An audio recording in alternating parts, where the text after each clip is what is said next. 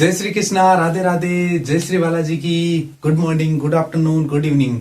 कैसे हैं आप सब लोग? मैं केपी चौधरी आप लोगों का टीसीए में तहे दिल से हार्दिक स्वागत और अभिनंदन करता हूं।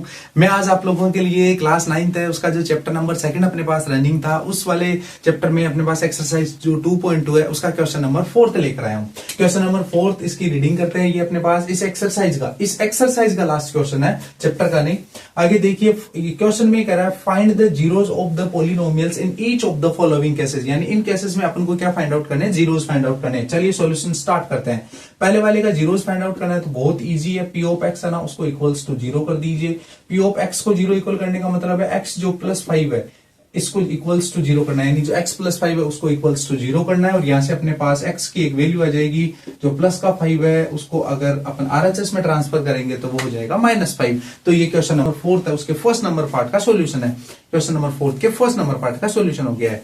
यहाँ बस इजी है, कुछ नहीं करना, x की वैल्यू निकालनी है। अब देखिए अगले में बात कर लेते हैं। यहाँ पे भी जो p ऑफ x है उसको इक्वल्स टू 0 करना है। यहाँ से जैसे ही 0 करोगे, यहाँ से x -5 है वो इक्वल्स टू 0 हो जाएगा। कुल मिला के अपने पास x की वैल्यू -5 से इधर ट्रांसफर करने पे क्या हो जाएगा?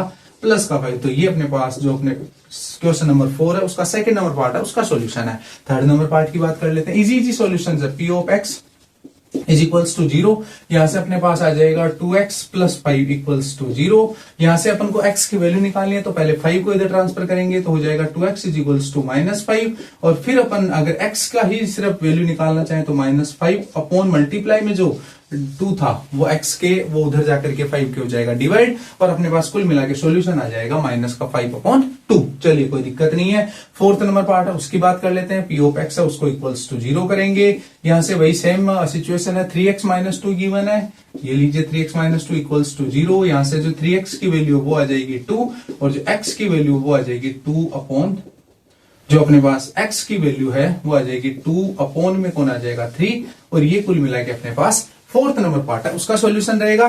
फिफ्थ नंबर पार्ट की बात करते हैं। ये तो बहुत इजी है। यहां देख लीजिए, आपको पता है 3 तो 0 हो नहीं सकता, यानी 3x है जो p ऑफ x है उसको 0 के इक्वल करते हैं। तो यहां अपने पास 3x है वो कंप्लीटली 0 के इक्वल रहेगा। और यहां से जो x की वैल्यू है ना वो आ जाएगी अपने पास 0/3, यानी कुल मिला के क्या आ जाएगा 0। ये था अपने पास फिफ्थ नंबर पार्ट का सॉल्यूशन। सिक्स्थ नंबर पार्ट की बात कर लेते हैं। देखिए बहुत इजी है। यहाँ पे p ऑफ x है उसको इक्वल्स टू 0 करते हैं।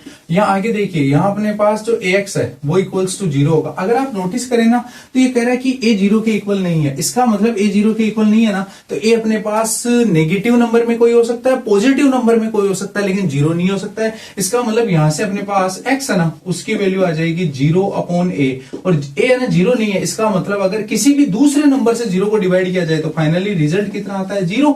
अपन ये कह सकते हैं, क्योंकि देखिए a से डिवाइड करेंगे 0 को, इसका मतलब मान लो नेगेटिव में कोई भी एक नंबर ले लो, पॉजिटिव में कोई भी एक नंबर ले लो, उससे डिवाइड करो तो किसी भी नंबर से अगर 0 को डिवाइड किया जाएगा तो फाइनली रिजल्ट कितना आएगा 0। आगे देखिए लास्ट और इसका जो 7th नंबर पार्ट है उसकी बात करते हैं। यहाँ है ना अपने पास p ऑफ x उसको इक्वल्स टू 0 कर लेते हैं। तो अपने पास यहाँ जो अपने पास p ऑफ x है उसको इक्वल्स टू 0 कर लेते हैं। 0 करेंगे तो यहाँ अपने पास जो cx + d है वो इक्वल्स टू 0 हो जाएगा।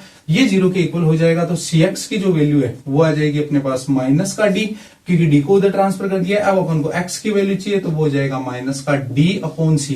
अगर आप नोटिस करें ना तो यहाँ पे भी कह रखा है कि c 0 नहीं होगा। क्यों नहीं होगा? क्योंकि अगर यहाँ 0 पुट कर देंगे ना तो रिजल्ट इनफाइनाइट आएगा, जो कि पॉसिबल नहीं है। इसका मतलब ये नेगेटिव में कुछ हो सकता है c, पॉजिटिव में कोई भी एक नंबर हो सकता है क्योंकि वेरिएबल है, लेकिन क्या नहीं हो सकता है 0 नहीं हो सकता है। इसलिए यहाँ पे आप नोटिस किया करो, कंडीशन इसलिए लिखी हुई होती है क्योंकि 9th क्लास में आप इन चीजों पे ध्यान नहीं देते हो, लेकिन टीसीए में आप अगर आए हो तो जरूर ध्यान देना है और अच्छी तरीके से इन पॉइंट्स को समझना है। चलिए कोई ना, इसी के साथ एक्सरसाइज है 2.2 वो फिनिश हो गई है। नेक्स्ट एक्सरसाइज में नेक्स्ट वीडियो में जल्दी अपलोड कर दूंगा। आप कंटिन्यूअसली इसी तरीके से टीसीए के साथ बने रहिए, अपना प्यार स्नेह और सपोर्ट दिखाते रहिए। Thank you all of you, thank you.